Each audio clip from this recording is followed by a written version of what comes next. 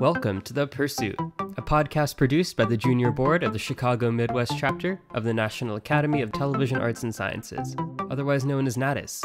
We are a group of emerging media professionals seeking insight from the leaders in our fields. I'm Nihar Gagneja, a sound designer and recent graduate of Northwestern University, and your host for this episode. Today we'll get to hear from Stephan Moore, a Chicago-based sound artist and composer and professor at Northwestern University. His work with sound art installations has been exhibited worldwide, and he has worked with distinguished artists including Laurie Anderson. He is also the president of Isabel Audio, a company that produces hemispherical loudspeakers. I can't wait to learn from his experience, so let's jump right in. Yeah, so thanks so much for doing this. Well, thanks for asking me to do this. The first question we always ask is, what was the moment you knew that you wanted to be a sound artist and a composer? Yeah, so I thought about this question a little bit. When I was in elementary school, we're talking now in the late 70s, early 1980s, my elementary school got a hold of a bunch of Atari 400 and 800 computers. That was like the technology in the classroom at that time. And I started learning to program a lot. And then at home, I had a little kind of like dictaphone type cassette recorder that I found out how to like mess with it. I could like do things where I sort of half held down the play button or tap the pause button while recording, and I could get all these weird effects sort of like direct to tape as I was recording. So I think I've been messing with sound in code and sound on magnetic tape since before I was, double digits in age, which is kind of funny. Nobody in my family was musical. Nobody had any inclination towards sound design. I was in church choir, and then I was in school choir. And I think in fifth grade, I was the lead in the school musical. I mean, just like all this kind of stuff. So I associated music with singing and with being on stage and performing. And then I had all these other interests in sort of messing around with sound. But to me, this was just like fun. It was goofy stuff. I didn't know any composers. I didn't think composers were like people that still were alive. I thought they were like an ancient, very, very white, very old tribe of people who had existed once and left us with a bunch of music that we now continue to perform. And I didn't connect the fact that there was like music on the radio and popular musicians who are living today with composing. It just, to me, the whole thing of like what was considered the music I was going to perform or do in a classical context to be completely different from like music as a vernacular thing that folks were just doing. So in a way, I felt like I didn't feel any burden of history because there was no possible way any of this was ever going to be serious. And I think I weirdly, even though I began to be more worldly and understand things better, I didn't really seriously think about that as a thing that could be like an occupation until I went to college. I fell into it in this very strange way. I originally was in undergraduate school. I went to Western Michigan University over in Kalamazoo, grew up in kind of a small town in far upper Michigan. And so when I got to college, I was there to be a choir director because that's what I knew about music. And that's why I knew I wanted to somehow be involved in the creation of music. So my choral conductors growing up had always been people I looked up to, and that seemed like a natural step for me. And I took my first conducting course as a freshman, and I sucked at it. I've always been a terrible piano player. I have very little piano skills. I can find my way around, but I can't like play with both hands really well. The hands kind of want to keep doing the same thing. And the same was true with conducting. The idea of kind of waving my hand in the air and using that to coax things out of people was just a lot more conceptually abstract and physically difficult for me. And I sort of became really disillusioned very fast in this class. I was like, wow, my colleagues are picking this up. So one day I was walking down the hall and I peeked into this room, and there was a computer music lab there run by an amazing composer named Ramon Zupko. He had built this lab full of what was at that time like coolest electronic music gear. There was a synclavier, which was the synthesizer used on Michael Jackson's Thriller album. There was a rack of sampling keyboards. There was even a computer that could run a program called Performer and later Digital Performer, which was my first encounter ever with digital editing software. Oh, like Motu? Yeah. It was a Motu piece of software, and it was the first time I ever saw like a waveform a screen. But this was, Yeah. I think that the version I was using was super primitive, and this would have been, I didn't even get a chance to really look at that until like 1995 or so. But what I saw in the back of that room when I just peeked through the door, I like two people were having a conversation, the door was ajar, and I looked in and I saw the Moog modular synthesizer, and I was like, what's that? and what do I have to do? What loyalty do I have to claim to sneak my way into this room and get my hands on that? Because I don't know what that is, but I want to know everything about that. I think the only time I'd ever really seen a synthesizer demonstrated was there was this amazing segment on Sesame Street with Stevie Wonder when I was a kid, and I just remember like being completely floored. He was demoing, like doing things to sound with the synth, and I was just like, what's going on? So I was like, oh, that's a synthesizer, I can recognize it, I want to go and learn that. So I learned that the only way you could get into the class that was in there was to declare a composition major. I had not been composing or thinking of myself as a composer, and I still didn't, but I was like, I don't want to be a conductor.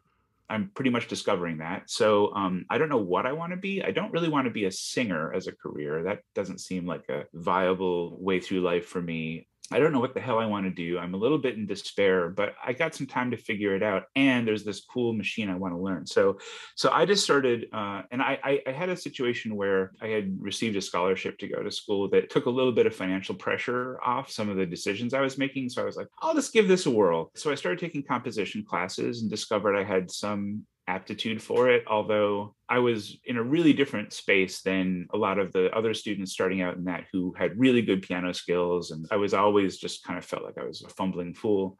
But I eventually got to the class where I learned how to use the synthesizer, and it started to dawn on me, not even that there would be a career. I didn't even have a sense of the future or jobs or the world or making money. I was still very young and naive, but I got a sense of feeling a real fascination and almost a continuation of some of the play I'd been doing. So I'd say that's probably the moment, somewhere probably halfway through my sophomore year at Western. I was just like, I'm going to hang out here and see if I can fool them into thinking I'm a composer for as long as I can to continue to have access to this. And then I started taking audio engineering classes, and I also started taking classes in computer science. And I wasn't really connecting how that would eventually play into the sound thing, but these were all just things I kind of separately enjoyed. Slowly but surely, without even realizing I was doing it, I was kind of piecing together a skill set that was gonna lead me in the direction that I guess I'm still on. Yeah. all these years later. And what did the computer science classes kind of look like? So CS classes at Western at the time, when I first got there, everything was taught in Pascal. Halfway through, when I had finished like the 101, 102 classes in CS, they moved everything from Pascal to C. And I took a Fortran class, took an assembly language class on SunSpark machines, and I took an artificial intelligence class where they were teaching a language called Prolog that was really weird. When I was, I think, in 7th grade, this is such a period sounding story. There was a guy, like the weird guy who sat in the back of the video arcade at the mall, who I befriended because I was always my family would go to the mall and I just wanted to hang out in the arcade and play video games. So I befriended this guy. His name was Mike Gatch, and he showed me this program where he was doing this weird, like, graphical realization of four-dimensional objects on a screen and the math around it. And I was just like, tell me everything you know. Like, what is, because I'd learned BASIC, I'd learned Logo, I'd learned some very simple programming languages, and Forth was the first grown-up language. And so he taught me coding. I actually eventually ended up going over as this little kid, like going over to his place and like just like hanging out with him while he like coded in Forth and narrated to me what he was doing. So weirdly, when I got to CS classes, I already had some background that I think some of the other students didn't have, because that's a pretty weird thing to be doing as a middle schooler. So that helped, I think, boost my confidence in that area. But it wasn't until I graduated from undergrad and got a job, because I still didn't know what I wanted to do. And nobody had told me that computer music as a field existed in my undergraduate school. Even though they had this cool lab, nobody had ever taken me aside and said, music technology as a field exists. I remember I was working. I took a year off after undergrad and lived with my folks and worked at a startup internet company. And I discovered that I was the only person on the tech support team who could support both Mac and PC. So I became kind of valuable to those folks. But all of a sudden there was the internet and there were web pages and you could surf. I mean, so all of this happened after my undergrad, but right afterwards, I started looking around online. So after I sort of like had a GeoCities page, and then I was playing like Quake on the local network with my colleagues at work while we were taking calls, we were blowing each other up. I also started to look online just about, naturally looking at music and technology things, and discovered there were academic programs at universities in this field. So I discovered it totally just by surfing. And that's when I decided, okay, I'm going to go back to school. I'm going to get a master's degree, which, as far as I know, in my very naive concept of things, is the next step of what you do. And I started putting out applications and actually going physically. I took a road trip and went and visited some schools on the East Coast. Eventually went and applied to and got accepted to Peabody Conservatory. Went there for a year.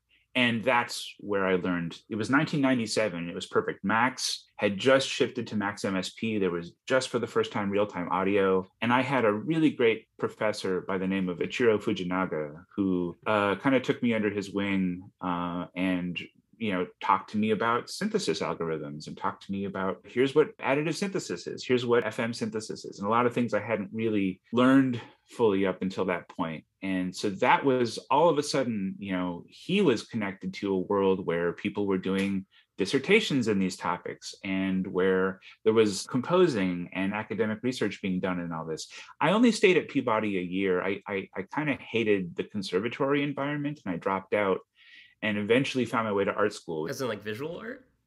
Yeah. So while I was at Peabody, this composer named Curtis Bond, who had got his PhD at Princeton in composition and was an electronic musician and a bassist. Before Max became a thing, he was doing all of it in a programming language called Lingo that was part of Adobe Director. And he came and gave a talk.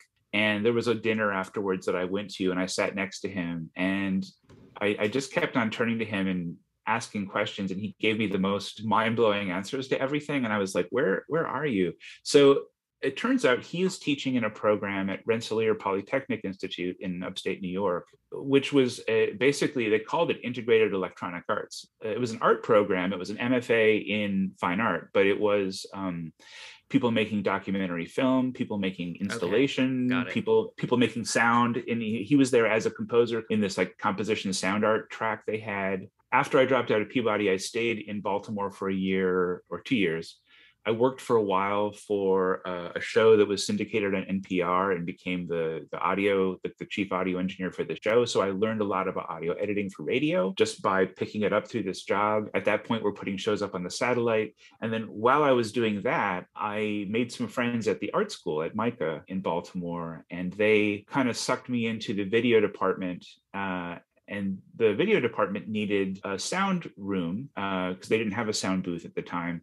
And I got tapped to come in and help them design it. And then after I helped them build it, they were like, well, none of us know how to use this. And so then I got recruited. I only had a bachelor's degree, but I got recruited to teach classes. And so I learned A, I love teaching, and B, I learned that art school students were way more fun for me than conservatory and music school students. And it contributed.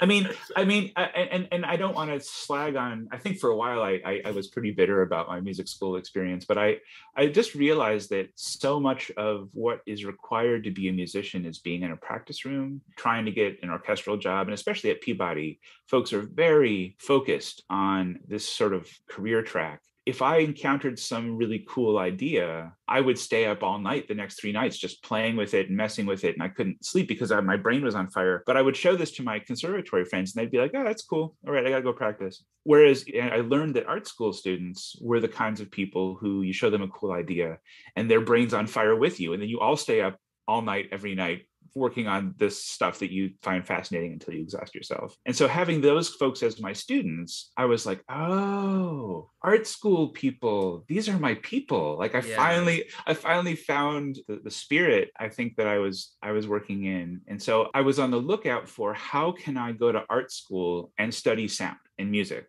And I didn't know if that existed, but when I met Curtis, then it was like, it all clicked. I was like, okay, yes, this does exist as a thing. And I actually ended up, for the first time in my life, and here I am at that point, like 27 years old, but for the first time, everything started to make sense. Up until then, nothing really had ever like stitched together for me. And so that's how that all happened.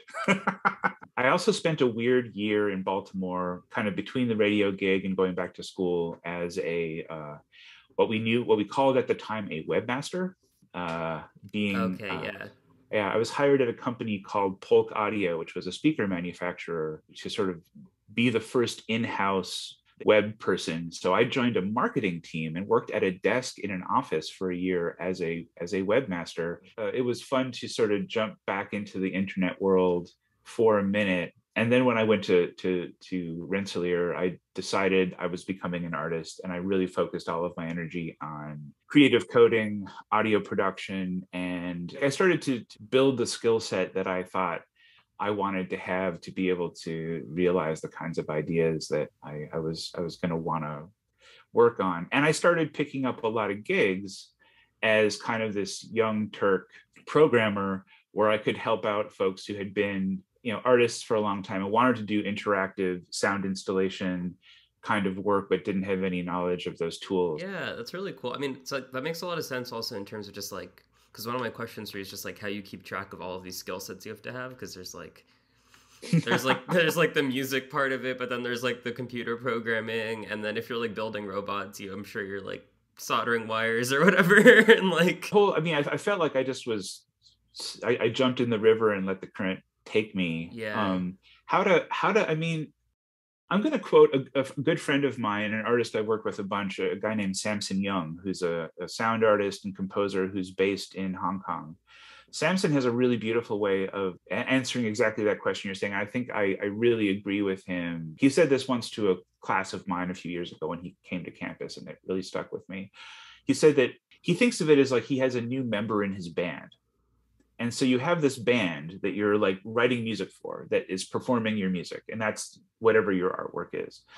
When he learned 3D modeling and 3D printing to be able to create objects, like all of a sudden there were all these sculptural objects in his work. And he just says it's a very natural, organic thing where you learn to do something new, and then you can take that new skill and it becomes a part. And he makes these huge works that are films and installations and whole gallery exhibitions. They're very wide-ranging, and it really has to do with one could look at his body of work as a documentation of when he learned what skill and how it became a part of his practice, to realize some of the amazing ideas that he's trying to express. For me, it was a little different than that, but I think very much the same. The difference was that I was always hustling to make ends meet, and until I eventually got my first real stable gig, which was as a touring sound engineer doing live sound, I was basically teaching classes at adjunct at a few different schools. I taught at MassArt in Boston, I taught at Simon's Rock College in Western Massachusetts, and I taught at RPI before and after graduating there. And I was doing all this freelance work where one person wants you to do a multi-channel spatialization of sound, one person wants you to build an instrument that they can perform with, one person wants you to do an interactive thing where they can just hit spacebar and have the effects change on a string quartet. So I was learning these skills partly for my own artwork, but often I was learning them for clients. And to be able to,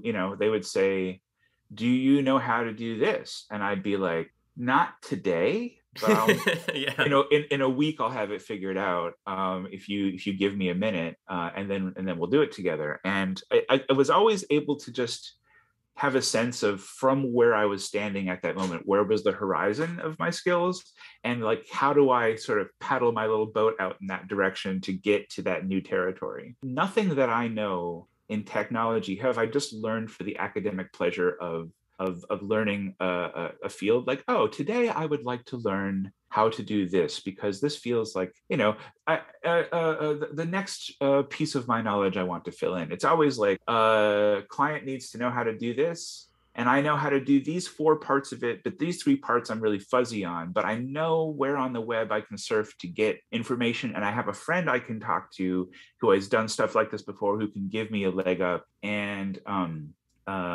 sometimes it's like, I know that if I buy this object and mess around with it, it will eventually behave, and having a bit of confidence in my ability to make things work, very gradually. I always say, from dumb comes smart. That's like my motto. It's like, I go from being completely a beginner and not having any knowledge about something to eventually becoming pretty good at it just by engaging with it and fighting with it. I still don't really understand what I don't know how to characterize what I do or who I am. And I'm almost 50, so I kind of I've had declining confidence that I'll ever reach that point, but it's not really a goal. You're listening to The Pursuit, the weekly podcast produced by the Junior Board of the National Academy of Television Arts and Sciences Chicago Midwest Chapter. I'm John Owens, the NATA Chicago Midwest Chapter president. And this is a busy spring for our chapter. Our board will be holding a series of real reviews where board members will be providing virtual advice and critiques for broadcasters with resume tapes. We'll offer real reviews on Saturdays throughout the month of April. And on May 13th, we're back with our first live event, the 2022 Chicago Silver Circle Awards, where we'll induct 8 Chicago broadcasting legends: Derek Blakely, Mary Margaret Bartley, Phil Ponce, Martha Teichner, Roz Varon, Don Cornelius, Dick Johnson, and Morris Jones. Go to our website at chicagoemmyonline.org for more information about the upcoming events. And now, back to The Pursuit.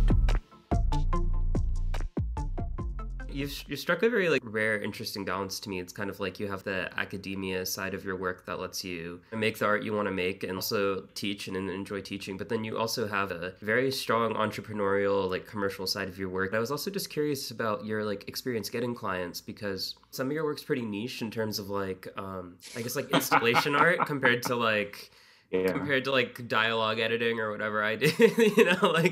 I can find some bad audio to fix or something, but I think installation art's or furniture, just that kind of, those kind of clients are more niche. And I'm just curious how you find them or how you found them and what that approach was.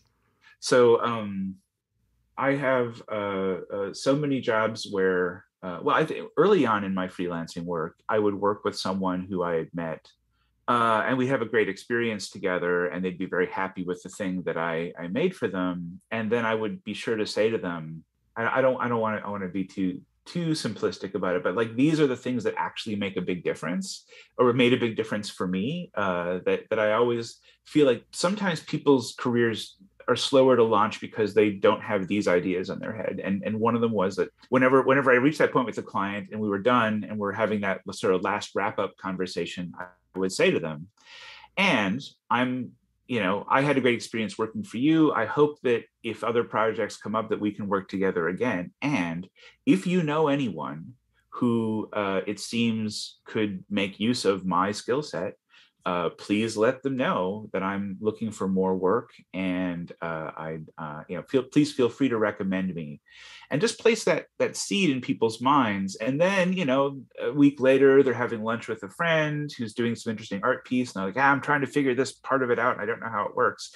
It'll be in their mind to say, well, I just worked with this guy and he seems to know what he's doing. I had a good experience. You want me to introduce you? And they'd be like, sure. And then that's the next conversation. And sometimes I would have too many projects going. Sometimes I'd be a little overcommitted. And you'd have to sort of pull an all-nighter here and there to make everything come together. But well, yeah, and also I've had that experience too, where it's just 1 week you don't work or whatever. So then right. So when you are overbooked, you just kind of got to deal.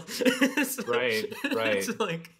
It's totally, and it leads to some really unhealthy mental habits that I've had to sort of wean myself off of over the years. One is that you finish a project and you feel great about it, and that glow lasts until the next morning, and then by noon the next day you're like, what have I done lately? You've completely forgotten that you're still exhausted from the thing you finished yesterday. For sure. And I wouldn't say that approach is really hand in hand with the concept of self-care. But I also think that when you're young, you're a little more willing to kind of, overextend yourself and beat yourself up and put yourself through some kind of punishing circumstances.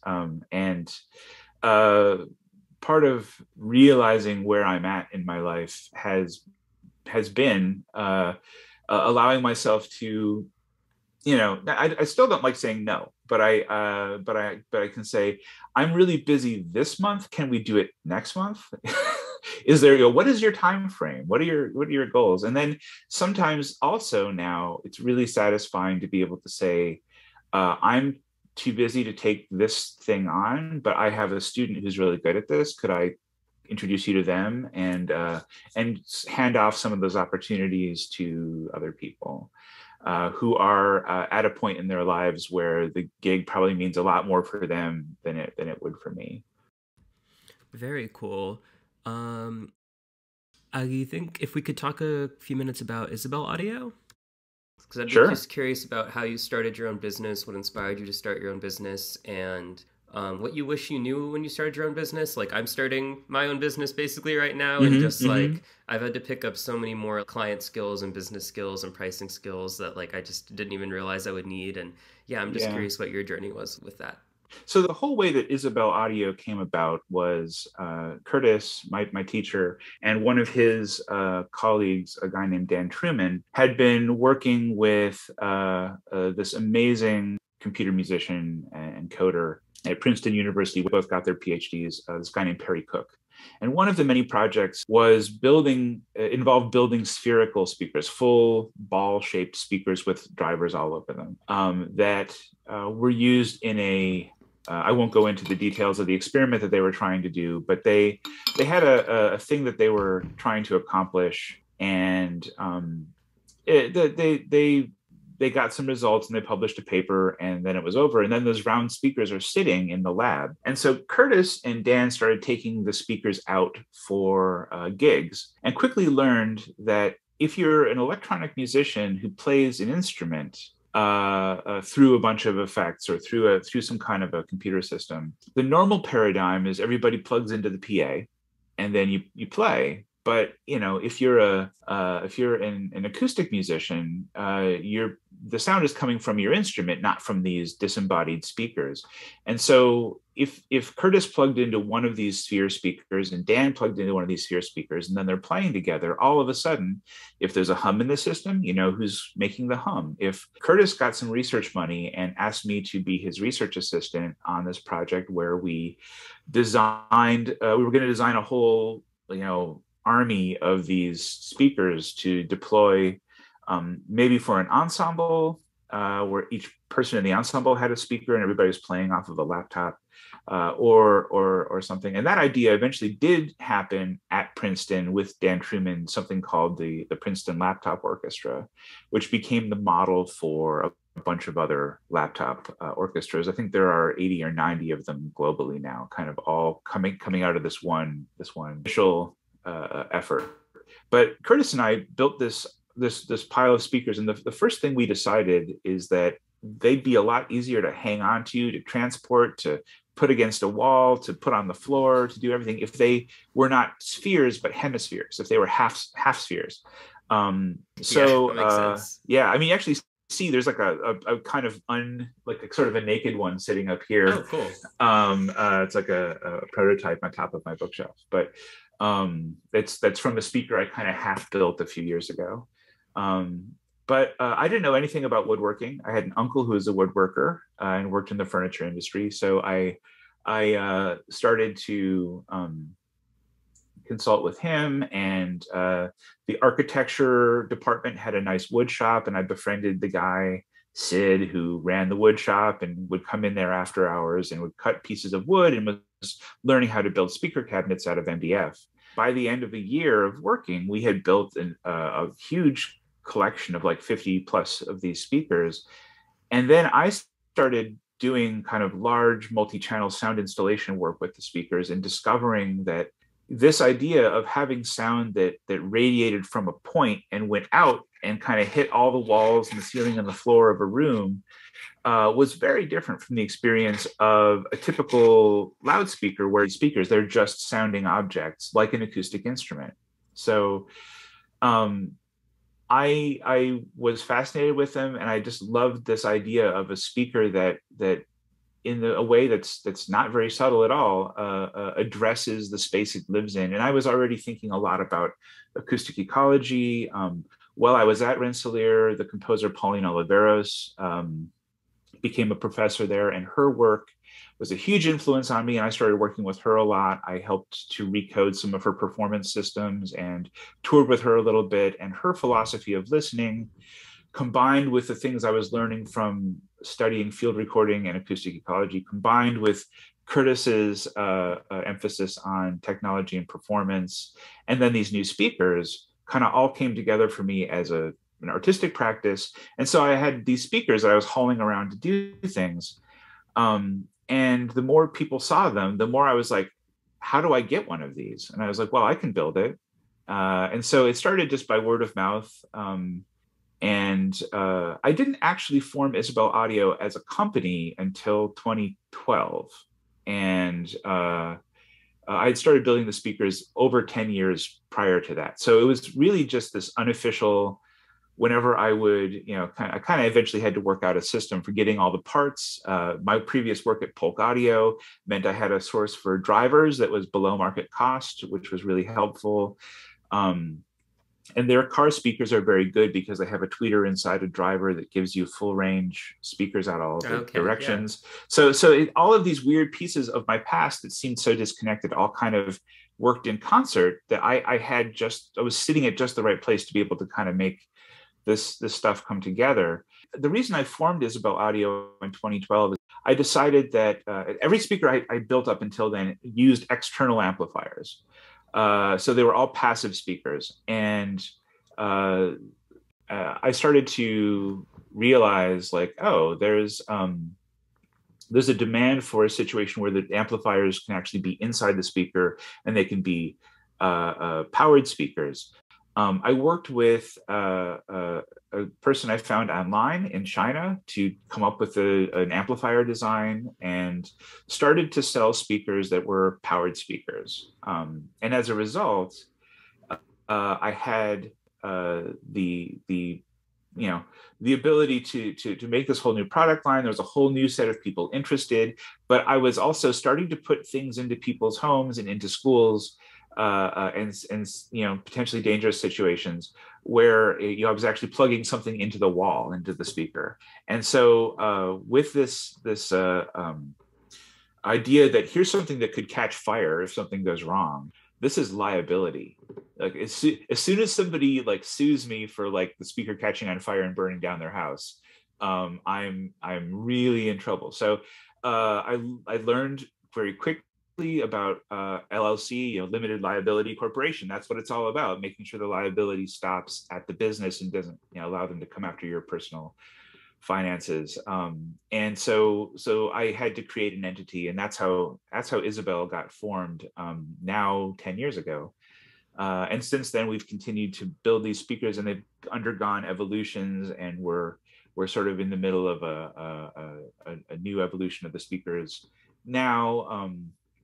The design keeps improving. I keep getting smarter about how to do these things. But once again, it's something that I've learned, not because I, have a degree in electrical engineering and went to speaker school or something, but just because I'm fascinated by this, and I'm in kind of a weird situation where all of the plans for how to make the speakers are open source. They're online. If people want to build their own, they're like, your speakers are expensive. I'm like, I know, because they are expensive to make and to have on hand. And so they'll say, well, I'm going to build my own. I'm like, well, let me help you build your own, because I keep thinking, if JBL or some speaker company were to decide that they want to make these, I don't want them to, I don't even care about selling it to them. just want them to make it better than I make it, cheaper than I make it, so then I can just buy theirs and stop making it. But, yeah. But that hasn't happened yet. So I feel a responsibility as kind of a proponent of this idea to try and keep the speakers as a product alive in the market for people who want to work with sound in this way. And so that's how that continues. I've got a great set of partners who I work with to make the speakers and to deal with a lot of the manufacturing. I no longer sit at a table saw and cut the parts anymore myself. I've figured out a way to hand that off to people who are really good at it and really know what they're doing, and who I can pay to do that part of it, and have that all factor into the sales price of everything. But all of that kind of stuff and the business end of that, and how to manage supply chain, especially through the pandemic. And I know how to do all these things now, but it's only because I've encountered them and I've had to learn them in order to keep a project going that I wanted to keep going. So I had a last question for you, and this is the last question we always ask on the podcast, which is, what advice do you have for people who are young and are also aspiring to do something similar, whether it's like be a sound artist, a composer, a sound designer? What advice do you have for them as they're starting out? Another person who I really admire, a sound artist whose work I love, and I was actually just emailing with her this morning, is the composer and sound artist Anea Lockwood. I had a really influential conversation with her once where she said something to me that I just rings in my head all the time. It is the simplest and kind of funniest thing. She said it with a very sweet smile on her face.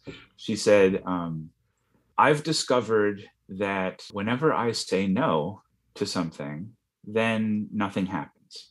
So whenever I can, I say yes. And it's to the point of being almost like super simplistic, but how, if you want things to be generative, if you want things to continue, then it's sort of like, yes, and then you have to figure it out. Yes, and then yes might not be, we're going to take a direct route from here to there, but the negotiation of that becomes a thing. So that means anytime something comes at you, you got to be ready to look it square in the eye and make a call about it. A huge thanks to Stephan Moore for being on today's podcast. I learned a lot about focusing on the tasks at hand and developing skills today, even if I'm not exactly sure how they might be useful in the future. Thanks for listening to today's episode. This has been The Pursuit, a Natus Junior Board podcast.